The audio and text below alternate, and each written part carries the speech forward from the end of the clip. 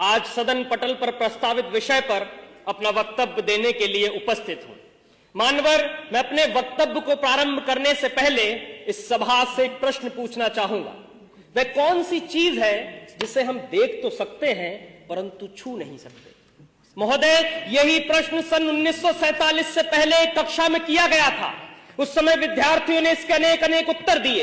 किसी ने कहा कि हम आकाश को देख तो सकते हैं परंतु छू नहीं सकते। किसी ने कहा हम सूरज को देख तो सकते हैं परंतु छू नहीं सकते। लेकिन उसी कक्षा के बाहर खड़े होकर पढ़ने वाला एक छात्र डबडबाई आंखों को लेकर खड़ा हुआ और पानी के भरे हुए घड़े की तरफ देखकर बोला, मैं प्यास से तड़प के मर भी रहा हूं, फिर भी मैं इस पानी के घड़े को देख सकता हूं, छू नहीं सकता, क्योंकि मैं एक अछूत जाति का हूं। और वो अछूत जाति का विद्यार्थी कोई और नहीं बल्कि हमारे भारत के संविधान के निर्माता डॉक्टर बाबा साहेब भीमराव अंबेडकर जी थे।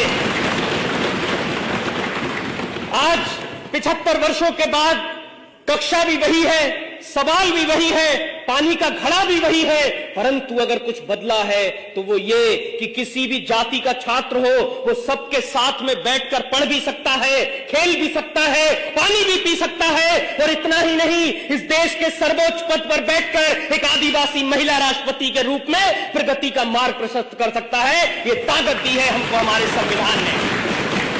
जब जब बात हमारे अधिकारों की आई है तब तब संविधान ने हमारी रक्षा करी है। फिर वो आईपीसी की धारा 377 से जूझ रहे परलैंगिक समाज के लोग हो, या श्रीकांत बोला जैसे दिव्यांगजनों के लिए शिक्षा के अधिकार हो, या महिलाओं के लिए दहेज कुप्रथा का बोझ हो, संविधान ने हमेशा से रक्षा कर एक सूत्र में बांधने का काम किया है।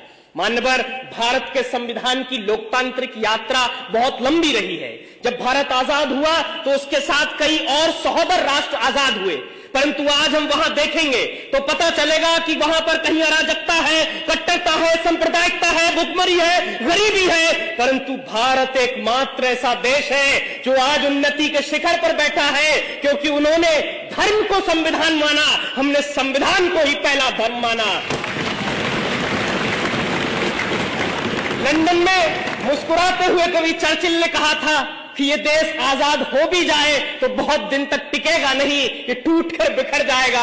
अब मुझे लगता है नर्क में चर्चिल की आत्मा देख रही होगी तो सोच रही होगी क्या से क्या हो गए देखते देखते, क्योंकि आज का ये वही भारत है जो पूरी दुनिया में स्टार्टअप के क्षेत्र में तीसरे स्थान पर है।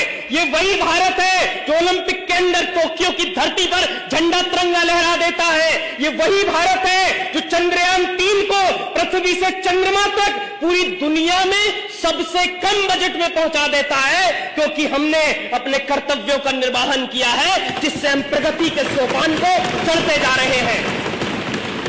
और अगर इसी तरह से इस देश का प्रत्येक नागरिक अपने कर्तव्यों का निर्वहन करता रहा तो यकीन मानिए 2047 तक विकसित भारत का लक्ष्य एक सूक्ष्म मात्र होगा। इसीलिए अंत में मैं जाते जाते कहूंगा कि वर्तमान का गूगल हो, माइक्रोसॉफ्ट या पेप्सी को, इन सबको भी हमने दिए हैं अपने भारत के सीईओ। अब भी पूरी दुनिया में सबसे ज्यादा डॉक्टर्स हमारे हैं। खेल जगत में चमकने वाले भी भारत के सितारे हैं। अपने पौरुष के बल पर दुनिया को सदा बतलाएंगे विश्व गुरु हम कल भी थे, आज भी हैं